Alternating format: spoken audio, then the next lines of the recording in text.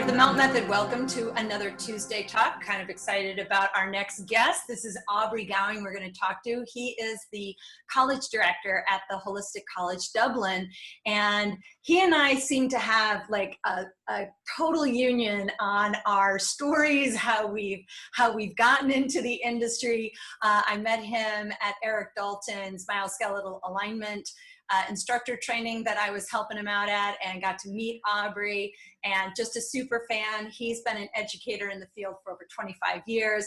And in recent months, he started doing interviews with colleagues as well that he calls the Therapists Together series. And I just recently appeared in that. So just excited to hang out and chat with Aubrey. So hi, Aubrey. Hi, Sue. How are you doing? How are you keeping? Very good. Great to see you. So to start this talk, I wanted to ask you, now you're in Ireland with that fantastic Irish accent. I love it. How is it going out where you are with COVID? Let's start there. It's, I guess, like most places, it's a very changing situation. You know, like literally week to week, I could give you a different answer to that. Probably the biggest struggle that we're going through at the moment is lack of certainty in terms of when therapists in particular can go back to work. Our government has set out kind of like a five-phase roadmap where different businesses will gradually start to open up depending on kind of their level of contact, risk, whether or not they can maintain social distance. And it's not entirely clear if therapies are going to fit into the fourth phase or the very last fifth phase. And that's presenting a lot of challenges for people because depending on their circumstances, people might still be trying to pay rent on their premises. They've got a lot of outgoings, but obviously they're mandated, they can't do treatments. So it's quite challenging. And I think if they even had a definite date, it would make things a lot easier. We're due to have, I think one of the good things about this is it's inspired a lot of cooperation amongst different industry professionals and even different disciplines in therapy. That we have a webinar coming up in a couple of days, and we're hoping to get somebody on from our Department of Health to help clarify this, because there's also the idea that therapists might actually fit into a much, much earlier phase, because there is a proviso in the first phase, which is what we're in now, the beginnings of unlocking down. This proviso is for essential therapies. So one of the things we're working towards at the moment is to have massage therapy, particularly kind of remedial work, treatment of chronic pain conditions. Like, we're not talking about people that don't necessarily need treatment, like some kind of like elective type procedure, the way they normally talk about it in medicine. This is people who will be deteriorating. Their pain condition may be getting worse without treatment. And a certain amount, quite a bit can be done through kind of telehealth kind of communications, Zoom meetings like this. But a lot of therapists really do feel very strongly that a lot of what they do is essential services. Now, the government hasn't yet agreed with that, but we're in the process of putting together policies, procedures, submitting them, giving clear guidelines on what's involved in our therapy. And we'll kind of wait and see where that goes. So it's an interesting but uncertain time. Indeed it is. Yeah, here in New York City, we're still kind of patiently waiting for our governor to either make or break this next step. We're hoping that by the middle of June, New York City does start to open up a little bit more, but we're only just now starting to see a couple of more businesses opening, more restaurants are opening with takeout and things like that. So it's interesting to see like the financial ramifications, and certainly for our industry. I keep saying it, you know, touch is essential. It's such an essential element. But the good news is for people like you, myself, and a lot of our colleagues is that we're able, and we have been bringing out information online. And I know that you have a lot of education that you already have online. Can you talk a little bit about that and like what you actually are sharing with people through the online resources that you have? Sure. Well, I think in the last few weeks, very recent times, a lot of my attention has been focused because, like everybody else, my clinic is closed, my college is closed, I can't travel to do all the seminars that I had scheduled. I should be in Australia this time of year. That there is still an awful lot. It's giving us a lot of time to do a lot of voluntary work. I mean, I'm president of the Irish Massage Therapists Association here in Ireland. That's part of the reason that I'm so closely involved in that process of trying to put together information to present to government, that we are representing, you know, a huge body of massage therapists here within Ireland. So a lot of my time has been devoted to, as you said, the Therapists Together series that I'm doing at the moment. We actually did a very interesting one that I was editing today, and it is a treatment that I'm going through with a fellow therapist who's suffering from some neurological symptoms and things down into her hand. And we talk through some treatment, we talk through some of the anatomy involved, and it's quite different to some of the other things we've done, which is like interviews. So I've had a lot of time to do those kind of collaborative free videos that we're offering to people in the last few weeks. But then we do have, of course, a range of educational materials as well. We're in the process of launching very shortly an online taping course, which will be available shortly. We are going to offer that at a discount because people's finances are challenged at the moment. That's largely been put aside, though, at the moment, because, like I said, we're doing a lot of this kind of voluntary charity type work, which is great because normally we don't get time to do those things. So that's one thing that we have online. One of the other things is my book that I wrote last year. That is available as an ebook as well. I mean, people can order hard copy as well. We've talked about this. We said, a lot of therapists are like, I want to feel it in my hands. They want the physical book, which is great. But for some people, the digital format works well. So we do have a couple of digital tools available, and we're working on more. And I think one of the real positives about this enforced kind of separation that we're going through to a certain extent is getting therapists to embrace technology a bit more. I mean, some therapists are great, particularly a lot of the educators, because they have to familiarize themselves with the tools that are going to help them to deliver really high quality education, particularly around the anatomy aspect of what we do. But there are a lot of therapists, I think, probably more so than the educators, that would be a little bit technophobic. And it's helping them to realize technology isn't that scary. It's gotten very user friendly and it makes things very accessible. I mean, we were talking about your MELT program and the different tools that you have, so that nearly no matter what people's preferred mode is, they're able to access that information and they can get it from their own home, which is the real point in all this online stuff that our whole industry is working towards. Absolutely. I mean, I think it's really important that now people do. I mean, you're hitting a key point, is that if we can get our information out with multiple doorways, you're going to be able to reach more people faster, which is what's so exciting. Now, you actually mentioned the taping, and I've been using KT tape and different physio tapes for years, taking different people's courses and things, and I am never, not shocked as to how fantastic the results are using physio tape and those types of proprioceptive tape. And I don't think a lot of people know about that. So maybe coming from you instead of me, do you want to try to explain why we use physio tape instead of just, support tape like people know how to use when you sprain your ankle or something? Yeah. Well, I suppose, firstly, I think there's been such a revolution. It's such a big difference compared to traditional rigid taping, typically kind of zinc oxide tape that didn't have any give, didn't have any movement. The idea was to immobilize you while you were healing. I mean, fascial research has told us now that that's not a good idea. Tissue needs to be able to move. We actually need progressive load and stress in order to avoid kind of dysfunctional scar tissue from forming when we get these clumps of fascia that really aren't terribly functional. So the tape really helps to provide support while the tissue is healing, but it allows movement, which is a big difference between kinesiology tape and traditional athletic tape. So I am not an advocate of traditional athletic tape. I do talk about there's a couple of very small uses where it is beneficial, where it's not for injury, like say a boxer taping their hands. That's where you need zinc oxide taping. That's where you need rigid tape. But for injury in particular, for any of the kind of proprioceptive stuff, you need to be able to move. And kinesiology tape is so much better for that.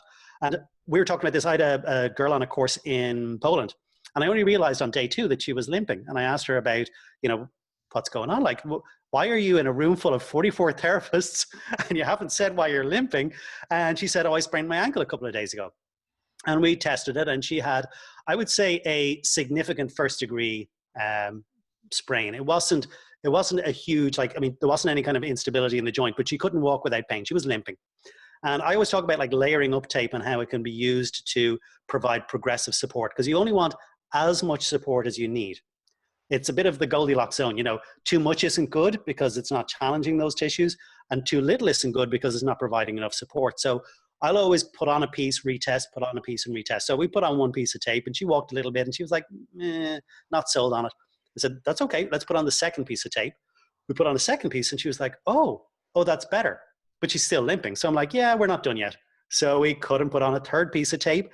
And you'd want to see literally within the first 2 steps, her eyes kind of went wide and she was like, there's no pain. And I was like, walk a little bit more. Do you notice you're not limping? Like her gait had returned to normal and she had zero pain. Now, I'm not saying the tape is the answer to everything, because I would tend to treat and then tape. Right. But one of the things I love about tape is every therapist in the world will complain that clients don't do their home care. And what I like is the tape actually does most of the home care for them. It keeps them reminded of things, like even say if you're just doing something posture, like the person's got a forward head, forward shoulder posture. When they fall into that position, the mild tension of the tape on the skin is almost just like a little bit of a neurological reminder that they just hold themselves in better posture. One of the things we talked a lot about in our course and in the book that I wrote is I've simplified it. I very much have my own methodology in taping. It's in line with a lot of other people's methodology, but I think the explanation is nice and simple. You know, we talk about typical use patterns where we'd say these muscles get used a lot, they become short and tight. These muscles, as a result, become weak and inhibited. Oftentimes the weak muscles are more symptomatic. And in therapy, we would generally work away from the origin to create length in these short, tight, facilitated muscles. On the opposite side, we'd work back towards the origin. So it is almost like continuing or closing the loop. So I'd always say with taping, it's actually really simple and straightforward. Where you first put the initial piece of tape on, that's the anchor. That's where the tissue is going to be drawn towards, because the tape recoils, it's elastic. So if I've got tight muscles, I want to anchor distally. I want to anchor near the insertion. So when I put the stretch on the tape, it's recoiling and pulling in this direction, neurologically reminding the body how to create length. On the opposite side, where I've got weak muscles, I'm always going to place the anchor, that first piece of tape, at the origin. So it's proximal. Now when I stretch the tape up, the recoil pulls back. Now, I always say there's a lot of different narratives and stories, and oftentimes we're doing the right thing, but the story behind it can change. So a lot of people will say, I don't see how putting tape on the surface of the skin can make that much change, but it really can. We have a huge amount of nerve endings just under the skin. When you put tape on the skin, you influence the nervous system enormously. I mean, you've probably seen this. I've certainly seen it so many times in clinic, in seminars, when you tape somebody and they just see this dramatic increase in their range of motion because the nervous system's happy, dramatic reduction in pain, a letting go of muscle guarding, or oftentimes even where there is maybe muscle tremors from a muscle spasm type condition where the person is kind of constantly cramping, things like that. Those things can be alleviated so quickly. Now, the other side of this is they talk about the tape actually lifting the skin slightly when you move. It opens those initial lymph capillaries and it can help with really getting metabolites out of the area, which are kind of irritating nerve endings. So it's just a very simple procedure. I mean, there's so many different ways to tape out there, but what I like about this is that it's simple and consistent, and it really, the logic behind the taping mirrors what you're doing in therapy. Because I'd always say, you know, you've got some people in treatment, in the therapy world generally, who would say stretching. Everything is all about stretching. You got to stretch. And I would say they're right 50% of the time. Because if the muscle is tight, if the muscle's tight, it needs to be stretched. Then you have the other people who go, no, everything has to be strengthened. And they're right about 50% of the time. Because the reality is the weak muscles need to be strength trained. The tight muscles need to be stretched and mobilized. That's what's going to give us the best results. And taping can really help to enhance both of those practices. So well said. You know, I mean, there's so many pieces there that are so, I hope everybody's hearing, is that I oftentimes talk about the difference between tight and taut. Sometimes we think a muscle is tight, but it's not being pulled together, it's being pulled apart. And so one way or other, muscles that get locked short or long can actually become inhibited to activate correctly. Whether they're tight and short or long and weak, the actual synapse is just delayed and you get poor sensory motor control. I can share with you guys, my mother, I went to see her this weekend and she's limping around on her foot. I said, Mom, what happened? She's like, I don't know, you know, I'm gonna have to get surgery on my ankle. She goes right to the surgical thing. I was like, why don't you let me work on it, Mom, right? So she's like, well, nothing you can do can help, because that's always the thing, right? Like nothing outside of a doctor can ever help anybody. So it just, she was wearing lousy shoes. She didn't have the arch supports in. She's been walking around barefoot on cement floors for like weeks and weeks out at my brother's house. So I said, Matt, let's go ahead and work on you. I have aminoneurofrequency discs, which are these carbonized metal discs, put some of those on, and then did a taping procedure. Sure enough, I talked to her today and she's like, I got to tell you, my foot doesn't hurt me at all. I got up, I walked around, I forgot about it. I was like, miracle. So I think you're hitting exactly the point that I hope everybody's hearing, is that taping, of all of the, I think, manual therapy techniques that you can learn, it's easy to learn. It's inexpensive to practice. Like the tape isn't like so exorbitantly expensive that you're, if you put a piece of tape on, you're like, that's like $40. It's like a couple of bucks. And for programs like what you're talking about and what you guys offer, it gives somebody a really simple way to utilize this both on your own body, and you definitely want to practice it on yourself. And then you're right, it's how you use the tape, how much tension do you put on the tape. And some of that, I think, is just practice more than anything to really know what to do. But I think when you've got the guidance like you're dealing with, I think that just makes it that much easier to do. Well, that's the thing. I think the nice thing about the e-course type format is you have the textbook. So you have that as reference. You have all the background material, all the kind of safety precautions, the principles as well are all very clearly laid out.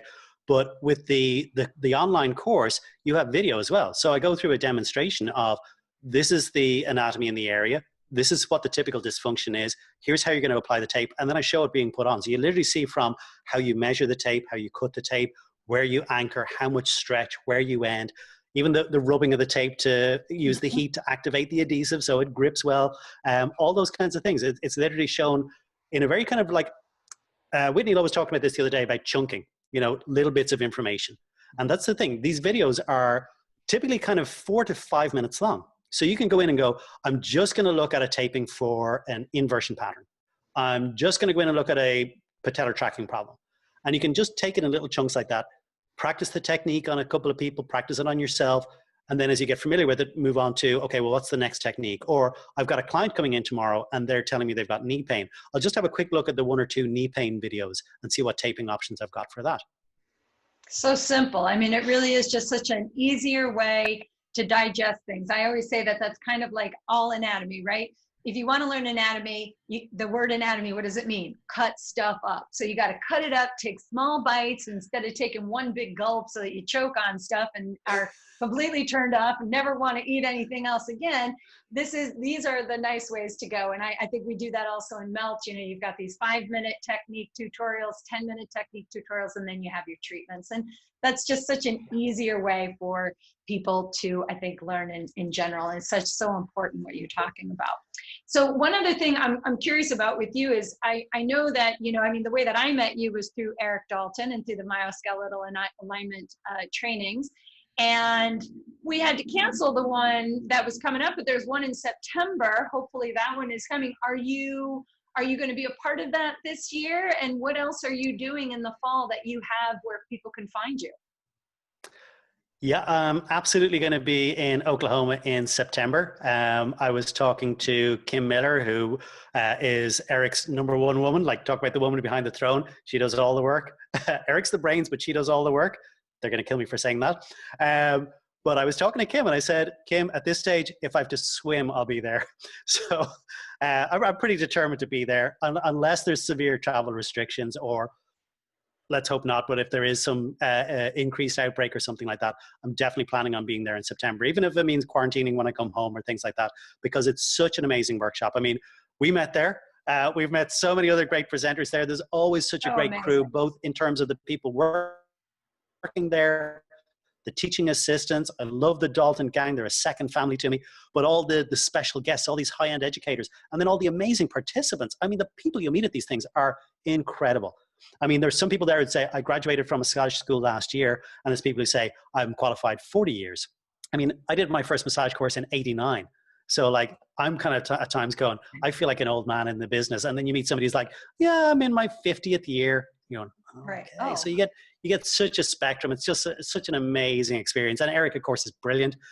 Even at this stage, I'm intently listening to all of his lectures, because not only is he always dispensing these new gems of wisdom, but he's always researching as well. Even the simple thing, we talked about the postural stuff. These models come in and out of vogue, but Eric is talking a lot about the postural control center in the brain a lot recently, where they talked about the kind of upper and lower cross patterns and how people were challenging those and looking at it from a strictly nearly mechanical point of view. But when we look at it from this brainstem, the PMRF, which is the, sometimes get this wrong, so I've got to be careful with it, ponto medullary reticular formation.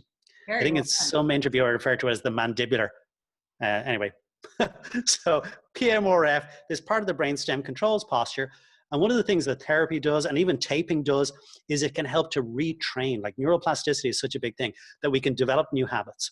That just because something has maybe deteriorated, even something in the brain, we can still, not with everything, but with these kind of postural control issues and balance issues, we can do a certain amount to retrain them. Yes, and I think that that's so important that people realize that, because there were, for so many years, we thought, once a neural pattern is put down, it's hardwired and that's it. You can't learn new things, right?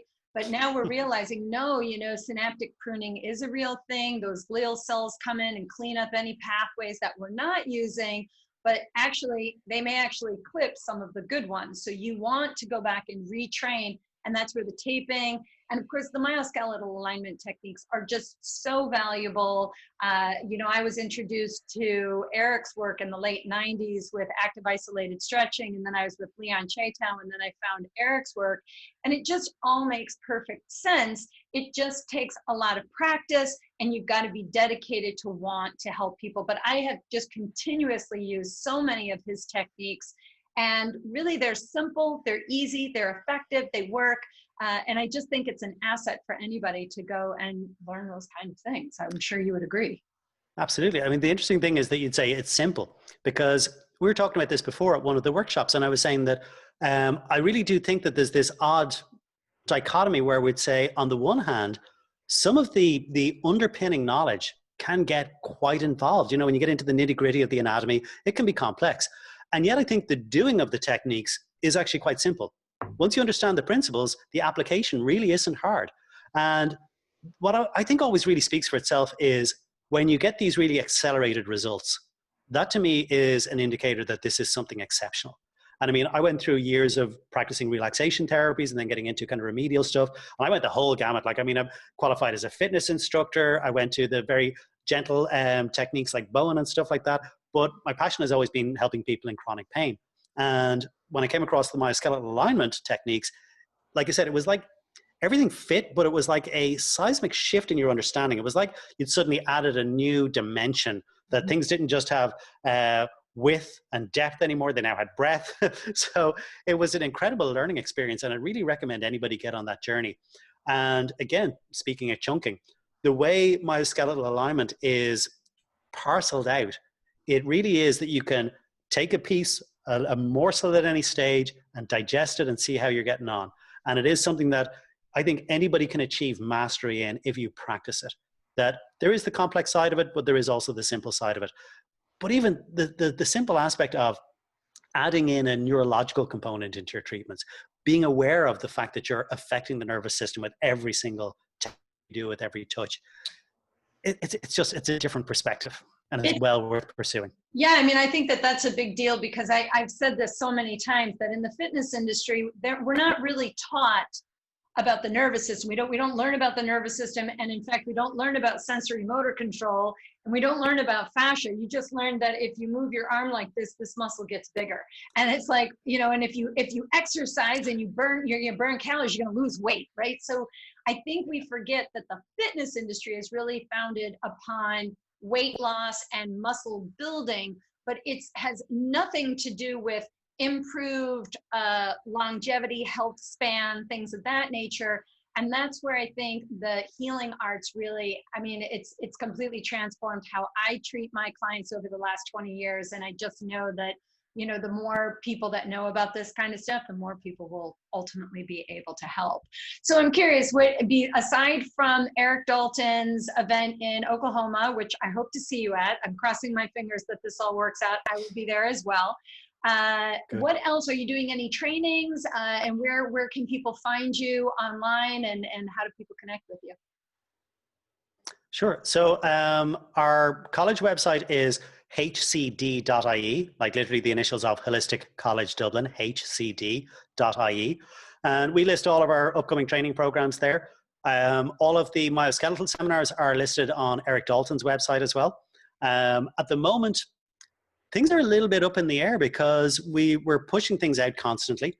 I was due to teach a myoskeletal seminar in Florida in July, but obviously that's not going to happen. We're going to push that back. But I will be doing US seminars, US-based seminars, because I literally teach this all around the world, all around Europe, across Asia, down as far as Australia, and we'll be, as I said, offering. I know one that's definitely happening apart from Oklahoma is Till Luca's coming over to join me here in Ireland again. We did one of these last year. We're doing a combined seminar. So we do some myoskeletal and then some advanced trainings. And it's really interesting to see how the two of these, I think, really blend so well together that they have their commonalities, but they have their differences as well. Because both Eric and Till have kind of taken things in their own direction. So they have their own take on things. But like you said, it's almost like universal truth.